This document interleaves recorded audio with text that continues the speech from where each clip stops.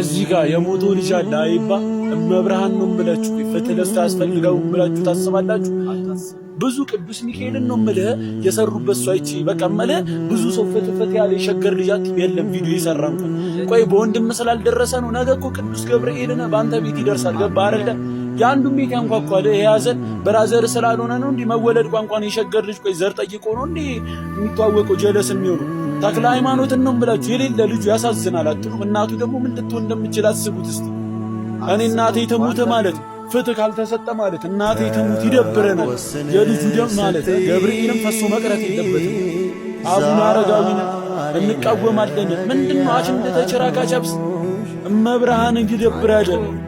አረ ተክለ ሃይማኖት ግን ማለት ፍትህ ለይባሽ እናቴ ትሙተን ፍትህ ለይባ ብላችሁ ማሰቡ በቃ እናንተ እንደገደላችሁ ነው መቆጥር።